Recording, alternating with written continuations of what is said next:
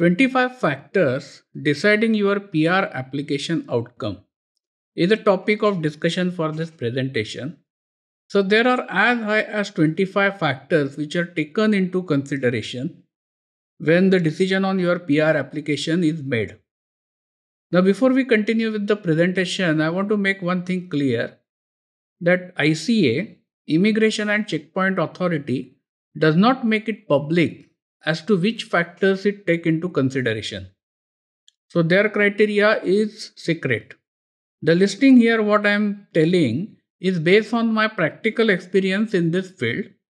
So I am more or less sure that this is what are the factors being considered, but I just need to give this disclaimer. So let's move ahead. And what I am going to do is I am going to quickly run through these 25 points because the number is high. I am not going to explain each one of them in significant details. In case you need any information, you can get in touch with us. But before I come to the listing, I am going to highlight a couple of more points. So before we go through that, you need to first understand the purpose of permanent resident status. So why this kind of migration programs are run? This is a structured migration program, and the expectation is that people will come here and sink their roots in Singapore. As you know, Singapore's population, the local population is dwindling. I think the total fertility rate is 1.1 or something like that, whereas ideally it should be 2 plus for population to remain stable. So the purpose of the program is to attract people to come to Singapore and sink their roots over here so that next generation becomes one of us. This is the idea. Therefore, when evaluating your application, the focus will be on who you are and what you can contribute, how likely you will settle here in Singapore, and how likely your next generation will continue settling here in Singapore. If these objectives are not going to be satisfied, then obviously your permanent residency status will score low on the approval rating. And the second point that I want to highlight is no single factor is overly important. There are 25 factors. So single factor doesn't matter. Even if you don't satisfy something, it's not critical. We rarely see people scoring in more than 70% factors. So it's not that everybody is satisfying all the criteria. Most of the people are satisfying less than 70%. And the last point here to note is that super strong single factor will not compensate for deficiency in other areas. For example, if you are a lawyer earning $1 million salary in Singapore, but if you don't satisfy any other criteria, then your application is not going to be strong enough to justify to ICA to give your permanent residency. So having gone through this, then let's go through the factors, and I have divided factors into 3 or 4 categories. So first are personal factors. So these are the factors that relate to you, who you are, what you have done, and so on. The first point is about your age. Younger you are, better for you, because in that case you are likely to contribute more to Singapore economy and you have a longer time to get integrated with the society. The next point is about family ties. If you have any family ties in Singapore, for example, your grandparents were here, or you have an uncle or aunt who is staying in Singapore, or you have few other family members, then in that case it is considered as a positive factor because family ties are there. So you have an attraction to stay and settle here. Integration in that case becomes easy. The next point is about your industry. In which industry you work. So if you are working in the industries which are in demand, like information technology, fintech, blockchain, management, back offices, head office activities, finance, banking, fund management, then obviously you will get more points in this section. Instead, if you are working in food and beverages, general accounting, delivery services, then obviously you are not going to score over here. Because obviously Singapore is looking for people whose skills are more in demand. If you are into food and beverages, then already there is a local population who can take care of that. The next point is about your job scope. So, in your job, at what level you are. If you are relatively young but are already at a higher level in terms of management, maybe you are a senior manager or director, then in that case it is considered as a positive factor. The next point is salary received or the tax paid. So, this shows your financial contribution to the economy, and it also shows about the quality and the demand for your work. The next point is educational level. So, educational level will be important. If you have a postgraduate level education or professional qualification, then that is considered as a positive point.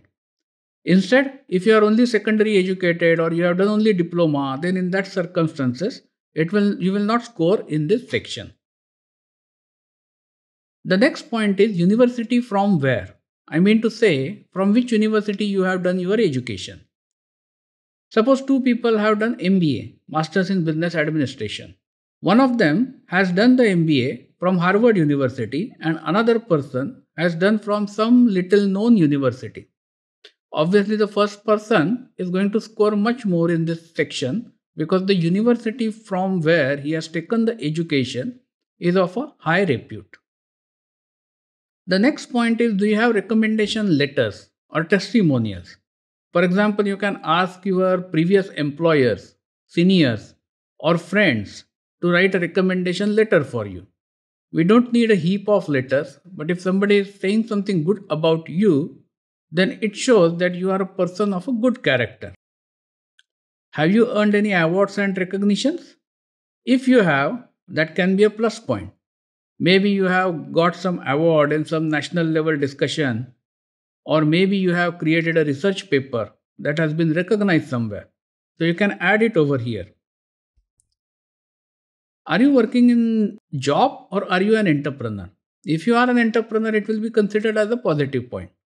Because entrepreneurs not only earn their own salary by doing the business, but they also create jobs for others.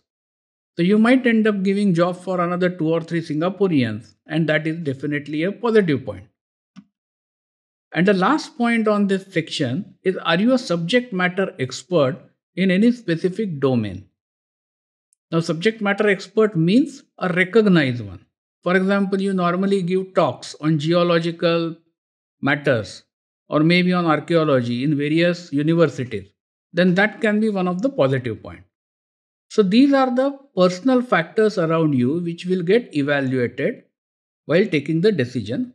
And when it comes to your spouse, again all these factors will be considered for your spouse.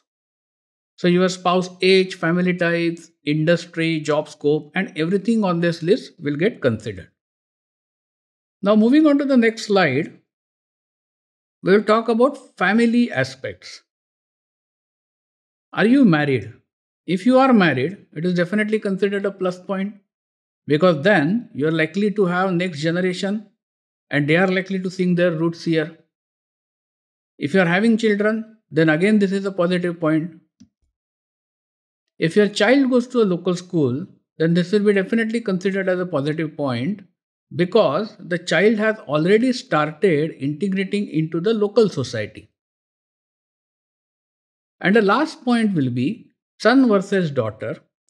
So this is a very small point, but if two families are quite alike, one with a son and another with a daughter, then the family with son might get slight advantage because daughters normally in Asian families are expected to marry and go to her husband's house, and her husband's house might be in her home country.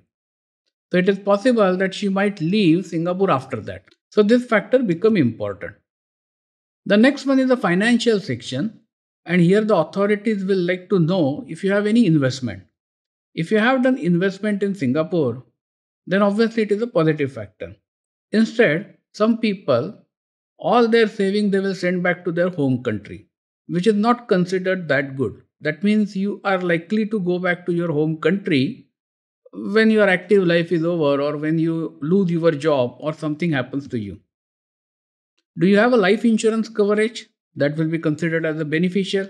Because in case after giving you permanent residency, anything happens to you or your family, the rest of the members' life is taken care of. The next one is a commitment on account of property. Now, buying a property while on employment pass is very difficult now because there is a 20% additional buyer's stamp duty. But some people are able to afford that. If you can afford, maybe you can think of this option. The last one is SRS account. So SRS account stands for Supplementary Retirement Scheme Account, which is voluntary. You can think of putting some money in this account to demonstrate that you are committed and you have long-term plans in Singapore. And the last one is a holistic aspect of your financial position. The next section is other factors, and that refers to social integration. So is it easy for you to socially integrate? Maybe you know the local language, or maybe you belong to one of the communities which is already very much present in Singapore. So the next point is of social contribution. Do you contribute anything to society? Do you feel connected to Singapore society? This is also a valid point. For example, you might be doing some voluntary work or you might be doing donations to local charities. The next point will be unique talent. Do you have any unique talent in you? Maybe you are a national level chess player and in your hobby time, you may take interest in teaching kids the chess tactics. And the same point may apply to unique talent of your child or spouse. So as you see, many factors are considered in evaluating your PR application. A single factor is not important. What ICA does is it takes the decision in a holistic manner. You can understand in detail all these points and you can take specific steps for improving your chances based on this list. Thank you for watching this video. Please subscribe to our channel today. PR Application is a leading immigration consultancy company in Singapore.